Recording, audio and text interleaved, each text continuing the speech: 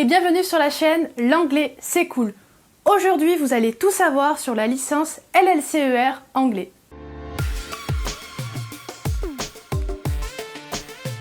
Alors oui, ça me paraissait très important de vous parler de ma licence puisque ma licence correspond à ce dont nous parlons ici sur cette chaîne, c'est-à-dire l'anglais. Donc il faut savoir déjà par rapport à l'université, il y a peut-être d'autres licences, mais moi en tout cas celle que je connais et qu'il y a dans mon université et qui a pour sujet principal les langues, c'est la licence LLCER et la licence LEA. Faites attention, vous n'étudierez pas les mêmes choses dans ces deux licences. Et là, je vais bien parler de la licence LLCER.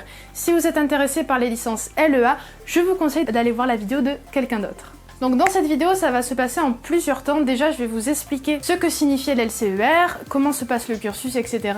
Et ensuite, je vais vous expliquer tous les cours qu'il y a d'une année à l'autre et d'un semestre à l'autre. J'essaierai d'être la plus précise possible.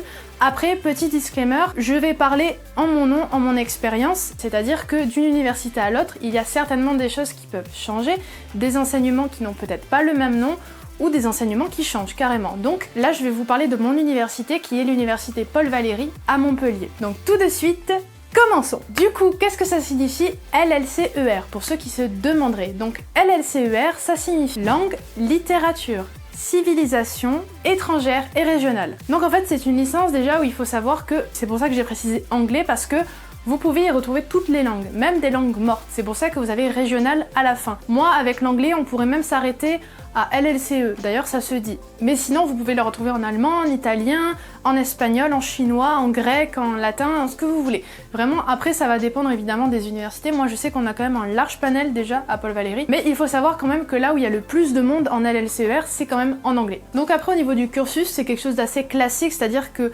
la licence se passe en 3 ans, comme je pense la grande majorité des licences. Et après, il est possible du coup, après la licence, de faire le master du même nom, donc le master LLCER anglais. Du coup, ça sera un master recherche, c'est-à-dire que vous allez vous spécialiser vraiment dans tout ce qui est la recherche d'informations. Vous allez avoir un mémoire à faire, bon ça après c'est assez typique de tous les masters, même quand c'est pas recherche, mais voilà, c'est vraiment votre travail va s'axer autour de ça.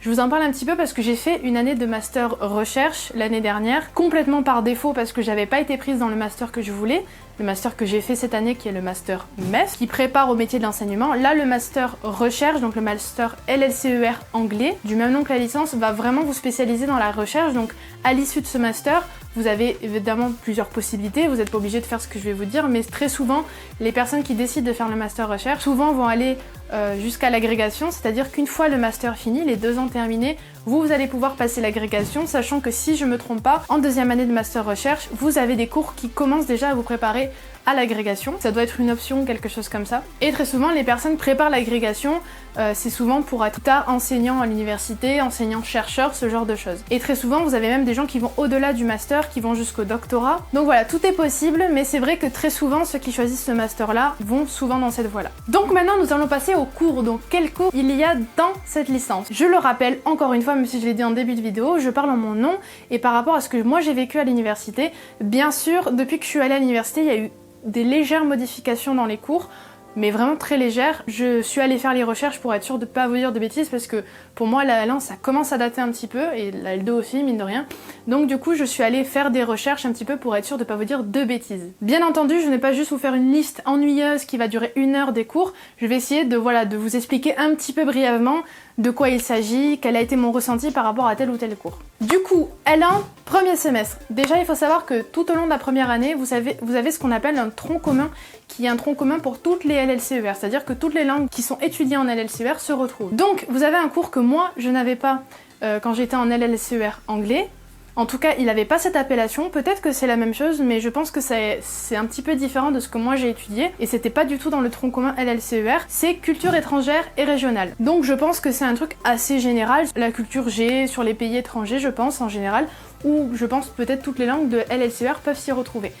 Au premier semestre, j'avais un cours d'expression écrite et orale, donc c'était un cours qui durait 3 heures, très souvent, comme 3 heures c'est compliqué à caser, surtout pour un TD.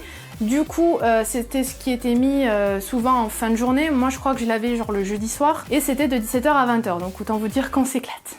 Honnêtement, j'ai eu un très bon prof. Moi, en tout cas, je l'ai ressenti comme ça. J'ai eu un très très bon prof pour ce cours-là. J'ai beaucoup aimé ces cours. Bon, des fois, c'était un petit peu ennuyeux. parce que c'était le soir, j'étais fatiguée, mais honnêtement, j'ai eu un bon feeling tout le long de ces cours-là. Le partiel de fin de semestre, je l'ai vraiment pas trouvé compliqué. Du coup, pendant ce cours, ce qu'on faisait typiquement, c'est qu'on revoyait un petit peu la grammaire française. Donc honnêtement, ça fait pas de mal, surtout quand vous faites une licence qui est basée sur les langues étrangères, parce que c'est quand même important d'avoir une maîtrise de sa propre langue, même en grammaire, pour comprendre après la grammaire d'une autre langue, même s'il y a des différences évidemment. Moi j'ai trouvé ça quand même assez utile, et le prof en fait me rappelait un prof que j'avais eu au lycée aussi, donc que j'aimais beaucoup, un prof de français, donc j'ai eu un bon feeling et j'ai apprécié quand même ces 3 heures de cours. À peu près vers le milieu du semestre, je crois, on avait un exposé à faire et il fallait que ce soit un rapport, souvent, comme on était toutes les LLCER, ça pouvait être en rapport avec notre langue ou ce genre de choses. Moi, l'anglais, on était nombreux, donc ça avait été beaucoup repris de faire un exposé sur la langue anglaise. Du coup, moi j'étais partie sur un truc un peu pour piquer le prof parce que c'était vraiment le genre à être un peu tatillon sur la langue française, évidemment. Et j'étais partie sur les différences entre le français parlé en France et le français parlé au Québec. Et c'était super drôle et n'empêche que j'ai appris pas mal de trucs. Ensuite, vous avez le tronc commun juste pour les LLCER anglais. Donc dans ce tronc commun, vous retrouvez la littérature américaine. Normalement, au premier semestre, c'est juste un TD. Vous avez la civilisation britannique, donc là, normalement, vous avez un CM, et la civilisation américaine qui, elle, est en TD. Ensuite, vous avez de la traduction qui est en TD. Alors la traduction en première année, c'est uniquement de la version.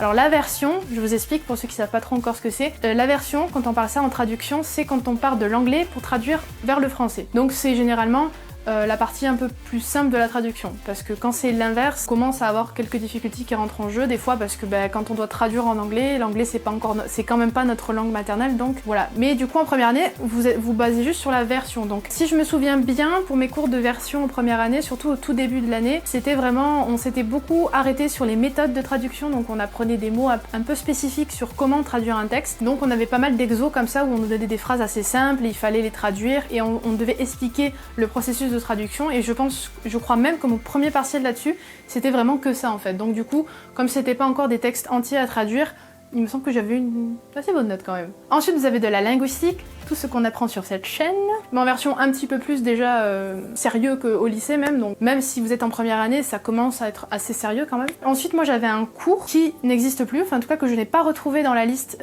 des cours en première année. C'était un cours qui s'appelait Culture des pays anglophones. Je pense que ce cours-là a été remplacé par le cours que je vous ai dit au tout début, Culture étrangère et régionale. À mon avis, ça a été remplacé par ça, donc je ne sais pas s'ils ont juste changé le nom et c'est devenu ce que c'est devenu, ou voilà. Mais en tout cas, moi ça s'appelait vraiment Culture des pays anglophones. Peut-être que ça existe encore dans vos universités. Vous verrez bien si vous rentrez en licence LLCER à la rentrée. Et c'est un cours que j'avais vraiment qu'en première année pour le coup. Ça c'était plutôt en CM, et on avait un TD aussi où alors le CM c'était vraiment du cours. Et le TD c'était, par rapport au cours, on travaillait plutôt sur des documents qui étaient en lien avec le cours du CM. Et voilà, on analysait, ça pouvait être littéraire, civilisationnel, voilà. Ça pourrait être un peu de tout quoi. Ce que j'avais beaucoup aimé dans ce cours-là, on s'était beaucoup arrêté sur la période coloniale aux États-Unis, même avant en fait, un petit peu avant, avec les Amérindiens, etc. Et c'était une période qui m'avait beaucoup plu.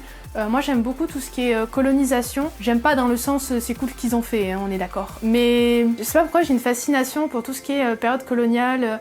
Pourquoi les Anglais sont allés dans tel pays, le coloniser, etc. Qu'est-ce qui est arrivé au peuple qui était dans le pays à la base, enfin... Voilà, donc j'avais beaucoup aimé. D'ailleurs, si vous n'avez pas encore vu ma vidéo sur les 7 livres indispensables en licence d'anglais, je vous invite à aller la voir parce que je vous parle d'un bouquin justement qui est lié à ça. Et donc je m'étais beaucoup servi pour ce cours-là, surtout quand j'avais redoublé ma première année. Et ensuite, on avait un cours de phonétique. En fait, le cours de phonétique, au niveau de la note, c'était rassemblé avec le cours de linguistique. Donc on n'avait pas une note séparée, c'était vraiment genre coef 1 et c'était assemblé à la linguistique. Mais du coup, c'était quand même un cours à part et c'était un TP parce qu'en fait, on était dans des labos. On mettait, vous savez, le casque, on répétait des mots, des fois on faisait des exercices tous ensemble, on répétait tous ensemble, etc. Personnellement, j'aimais bien ce cours, même si la phonétique c'est quand même un petit peu compliqué, surtout tout ce qui est retranscription avec l'alphabet phonétique et tout, au début c'est vraiment pas évident, mais mine de rien, même si j'ai pas tout retenu de ce que j'ai appris en phonétique, maintenant ça m'aide parce que à force j'ai quand même retenu quelques trucs. Vous savez par exemple dans les dictionnaires ils donnent des fois la prononciation en phonétique justement. Et des fois ça m'aide à savoir quelle est la prononciation selon les lettres qu'on retrouve dans la transcription en phonétique parce que voilà, à force d'apprendre j'avoue qu'il y a des choses qui sont rentrées. Bon je ne saurais pas tout ressortir évidemment, vous ressortir tout l'alphabet, mais il y a quand même beaucoup de choses qui sont rentrées et même si c'est chiant, c'est vraiment la partie chiante de la langue, vous verrez que dans certaines circonstances ça peut vraiment vous servir. À la fin de tout ça, on avait des options à choisir, enfin c'était des options options obligatoires. Donc déjà, on était obligé dans ces options de choisir un cours de langue en plus, donc langue non spécialiste. Alors moi, j'avais eu un très mauvais souvenir de l'espagnol en lycée, et même depuis le collège en fait, parce que bon, au collège j'avais bien démarré, ça allait, mais après au lycée ça a dégringolé. En fait c'est une langue que je trouve très jolie mais que j'ai trouvé très chiante à apprendre, et du coup je voulais essayer de faire un truc vraiment en partant du début, mais je savais pas trop quoi apprendre. Du coup je me suis dit tiens, l'italien c'est joli aussi, donc je vais partir sur ça. Donc du coup j'ai pris l'italien totalement débutant en première année de licence. Ensuite, vous avez l'informatique qui est obligatoire en première année. Vous verrez, ce n'est pas le cas pour la deuxième année et même la troisième année. C'est juste en première année, on vous oblige à avoir des cours d'informatique. Honnêtement, c'était pas très intéressant. Enfin, j'ai pas eu l'impression d'apprendre énormément de trucs, à part le tableau Excel, mais le tableau Excel, je crois qu'on est vraiment pas copains et j'y arriverai jamais. Sinon, ouais, c'était sans plus quoi. Ensuite, on avait le PPP. Le PPP, c'était projet professionnel personnalisé. Donc en fait, c'était un cours où on devait justement à un moment donné présenter le futur métier qu'on souhaitait faire. Ça pouvait être seul ou en groupe, mais c'était plus souvent en groupe, donc on essayait de trouver des gens qui avaient envie de faire le même métier que nous, et on devait faire une recherche par rapport à ça. Par rapport à cette recherche, justement, on devait aller interviewer, pourquoi pas, quelqu'un qui faisait ce métier-là. Moi, je sais que j'étais allée revoir ma professeure de lycée que j'adorais, que j'adore toujours d'ailleurs. Si elle passe par là, d'ailleurs, je la salue. Ouais, j'avais fait une interview avec elle, et c'était super, parce que du coup, j'avais appris plusieurs trucs sur son parcours, et c'était super drôle. Et puis de revenir dans mon ancien lycée, ça m'a fait chaud au cœur aussi. Et ensuite, on avait une dernière option à choisir. Là, c'était totalement au choix, donc selon vos universités, ça peut changer. Il peut y avoir vraiment plein de choses différentes. Moi, par exemple, j'avais choisi sport. Après, je ne saurais plus vraiment vous dire ce qu'il y avait dans le détail au niveau du choix des options, mais ça, c'est à voir avec votre université, voir ce qu'ils proposent. Moi, en fait, je me suis dit, je vais déjà beaucoup en cours, ça serait quand même pas mal de faire un truc autre, vraiment, qui me change les idées. Et je me suis dit, ouais, du coup, je vais faire du sport. Et pareil, le sport, vous avez plusieurs options. Moi j'avais pris, je crois que ça s'appelait abdos fessiers, un truc un peu comme ça, voilà, on faisait un peu de la course à pied et après on travaillait beaucoup sur les abdos, les fessiers et tout, donc comme j'avais plus le temps de faire de la danse quand je suis rentrée à la fac, je me suis dit c'est dommage de rien faire du tout, du coup je suis restée sur le sport. Ensuite au second semestre, alors c'est exactement la même chose, à quelque chose près, les trucs qui changent c'est par rapport au tronc commun LLCER, donc vous avez toujours le cours de culture étrangère et régionale, ça bouge pas. Par contre, à la place du cours d'expression écrite et orale, là vous avez un cours sur la mythologie, donc les mythes anciens, grecs, romains, tout ça. Alors ça par contre, je vais vous dire direct, c'était beaucoup moins intéressant. Il y avait des choses assez drôles, mais en fait justement, c'était un cours pareil qui était le soir, donc de 17h à 20h. Si vous voulez, ça peut être intéressant. Vous êtes tellement fatigué à ce moment-là de la journée que, en fait, au lieu de vous concentrer vraiment sérieusement sur le sujet, juste vous en rigolez. Et moi je sais que j'avais trouvé une ou deux filles avec qui j'avais ce cours-là, et on se mettait tout le temps à côté et j'ai tapé mes meilleures barres dans ce cours-là, hein, clairement. Donc là, contrairement au cours d'expression écrite et orale, c'est pas un TD, c'était un CM, parce que vraiment, voilà, il fallait vraiment la place de faire le cours pour tout le monde. Le TD, en fait, d'expression écrite et orale, je crois qu'il était divisé en deux groupes, donc c'est pour ça. Ensuite, au niveau du tronc commun LLCER anglais, ça change pas trop, sauf qu'au lieu d'apprendre la littérature américaine, vous allez apprendre la littérature britannique. Ensuite, vous n'avez plus de civilisation américaine, mais juste de la civilisation britannique, et cette fois-ci, au lieu d'être un CM, ce sera un TD. La traduction, c'est toujours pareil, et la linguistique aussi. Bien évidemment, les options ensuite ne bougent pas, c'est toujours les mêmes, vous devez garder votre option d'un semestre à l'autre. Je sais qu'il peut y avoir des dérogations si vraiment ça vous plaît pas, mais généralement, il faut qu'il y ait une continuité quand même d'un semestre à l'autre, parce que même si c'est deux semestres différents, c'est une continuité logique pendant l'année, donc du coup, forcément, vous allez garder vos mêmes options. Ensuite, passons à la L2. Donc L2, premier semestre, donc officiellement pour la fac, c'est le semestre 3, parce que ça se compte comme ça. Là, vous allez retrouver la linguistique, mais en CM et en TD. C'est ça qui va changer, c'est-à-dire que là, vous n'aurez plus juste un TD, vous aurez aussi un CM. Donc le CM, clairement, c'est comme tous les CM classiques, c'est vous allez gratter du cours à donf, et le TD, ça va être de la mise en pratique. Ensuite, vous retrouvez votre civilisation américaine en TD, et là, vous aurez de la littérature britannique au premier semestre en TD et en TP. Donc le TP, typiquement, la différence avec le TD, c'est que même déjà le TD, il y avait pas mal d'oral normalement dans les cours comme ça, mais le TP, c'était vraiment un petit cours où on faisait exclusivement de l'oral, donc souvent c'était fait par des lecteurs et des lectrices. Alors si vous savez pas ce que c'est un lecteur ou une lectrice, très souvent c'est une personne qui vient d'un pays étranger, donc moi en l'occurrence c'était des personnes anglophones, qui viennent en fait travailler dans votre université mais qui n'ont pas encore de diplôme pour être professeur, donc on leur offre des postes de lecteurs et de lectrices. D'ailleurs c'est quelque chose aussi qu'il est possible de faire, nous en tant que Français, si on veut partir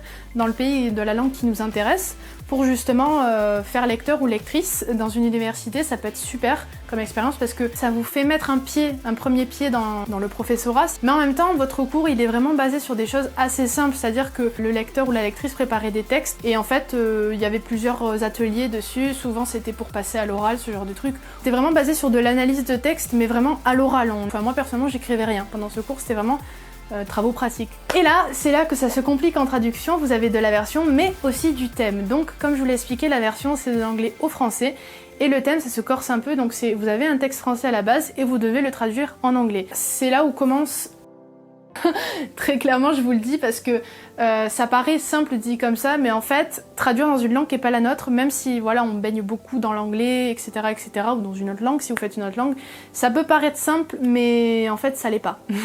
Clairement, c'est là où souvent on commence à se prendre des tôles en traduction, parce que on se rend compte que notre niveau est pas forcément à la hauteur, j'allais dire pas ouf, mais en fait si, ça va, en soi, généralement ça va, c'est juste qu'il est pas à la hauteur de ce que les profs attendent, parce que oui, il faut savoir un truc, en licence LLCER, je pense que les profs s'attendent tous à ce que vous soyez déjà bilingue. Enfin vous verrez, vous croiserez sûrement des professeurs très exigeants, moi c'était mon cas dans mon université, ce qui fait que la L1 je l'ai redoublée. Après ça veut pas dire que vous allez rater, mais bon, c'est vrai qu'il faut quand même s'accrocher un petit peu. Ensuite au niveau des options obligatoires, là c'est un petit peu différent de la L1. C'est plus comme le truc sport, comme je vous ai dit et tout, là ça n'a rien à voir, c'est vraiment des options typiques pour la LLCER.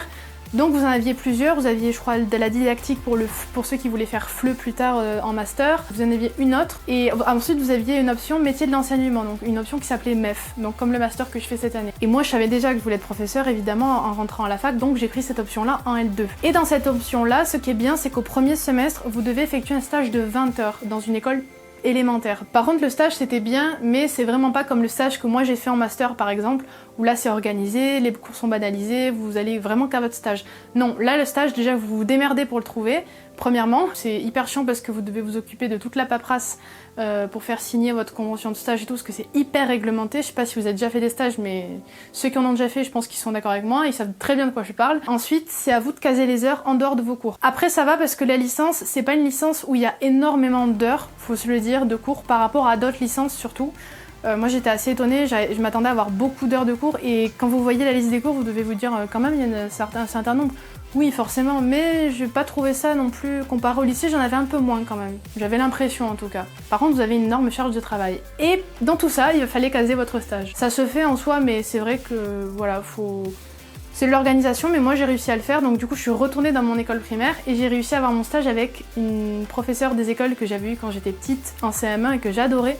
Donc c'était vraiment super. Et j'ai pu faire un tout premier cours de ma vie pendant ce stage, donc c'était vraiment très chouette. Ça me rappelle que en 3e, j'avais fait mon stage de découverte aussi avec cette professeure-là dans mon école primaire. Et ensuite, vous aviez une autre option, comme je vous ai dit, au choix parmi tout ce que vous vouliez. Alors moi, je suis restée sur l'informatique, même si ça m'intéressait pas beaucoup, parce que je souhaitais passer le C2I. Pourquoi je souhaitais passer le C2I? Parce que j'avais beaucoup entendu dire que pour être professeur, il fallait à tout prix passer le C2I.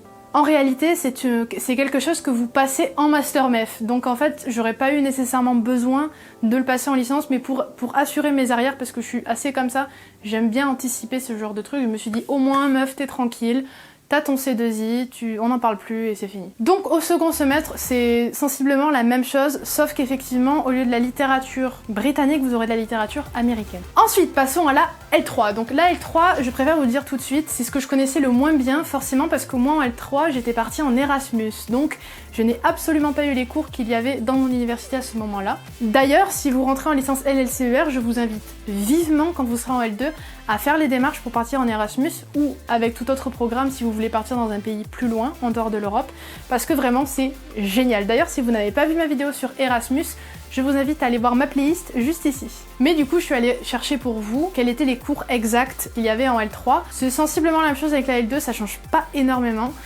Par contre, là je serais incapable de vous dire si c'était D ou CM, c'était pas spécialement mentionné dans les documents que je suis allée voir. Donc au premier semestre, vous aurez de la linguistique, toujours pareil, de la civilisation américaine, de la littérature, c'était pas précisé quelle littérature, donc je pense qu'ils ont peut-être fait un cours en général sur la littérature britannique ou américaine, ou alors ça se décide en début d'année, je sais pas trop. Ensuite, vous avez toujours traduction, thème et version. Et ensuite, vous avez ce qu'on appelle approfondissement. Alors ça, j'en ai beaucoup entendu parler. Approfondissement, en fait, c'est normalement, si je ne me trompe pas, c'est un cours ou vous choisissez parmi tous ceux que je vous ai dit avant, choisissez un cours justement qui va être approfondi. Si vous choisissez linguistique, vous aurez un approfondissement sur la linguistique. Pareil pour la littérature, pareil pour la civilisation, il me semble que c'est un truc un peu comme ça. Après, il me semble que pour l'approfondissement, du coup, ça va quand même cibler un sujet en particulier. Par exemple, je sais qu'en littérature, il pouvait y avoir un cours sur Shakespeare, admettons. Vous voyez, donc c'est vraiment un cours qui va vraiment aller plus dans le détail selon ce que vous choisissez ou se spécialiser dans un truc en particulier. Et vous aviez toujours les 2 options obligatoires, donc moi si j'avais été en L3, clairement j'aurais continué avec MEF et ça m'aurait permis de faire mon stage dans une école dans le secondaire pour le coup. Et ensuite, une autre option au choix, donc langue, sport, informatique, ce que vous voulez. Là comme j'aurais eu mon C2I, je pense que j'aurais pas pris informatique, soit j'aurais repris sport, soit je pense un truc comme ça. Sinon je crois qu'il y avait culture G aussi, mais pareil, je voulais me détacher un peu des cours classiques que j'avais déjà, donc peut-être j'aurais repris sport. Sûrement. Au second semestre, c'est sensiblement la même chose également, sauf que vous avez de la civilisation britannique. Après, je pense que pour le cours de littérature, effectivement, si vous avez fait sûrement de la littérature britannique au premier semestre, ça sera l'américaine après, enfin bref.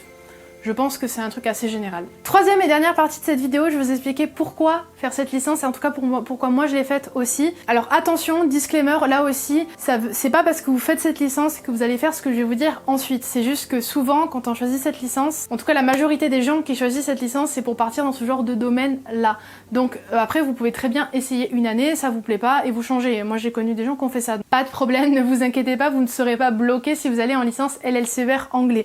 Je pense que ça peut vous ouvrir d'autres portes et vous pouvez très bien changer de chemin en cours de route, il n'y a pas de problème. Ceux qui sont sûrs d'y rester, c'est très souvent des gens qui veulent être professeurs comme moi par exemple, parce que justement en fait les cours qu'on vous propose en licence LLCER anglais, c'est exactement ce qu'on va vous demander après en Master MEF. Donc ce qui est bien avec cette licence, c'est que vous pouvez soit partir en recherche, soit partir en Master MEF, donc les métiers d'enseignement. Ensuite, il y a beaucoup de gens qui veulent faire de la traduction souvent à l'issue de cette licence, donc la traduction forcément dans la langue que vous avez étudiée et vice versa. Donc souvent quand vous voulez faire cette licence, oui, vous pouvez aussi partir vers les métiers de la traduction, parce que tout simplement on a des cours de traduction en licence, donc ça correspond parfaitement aussi.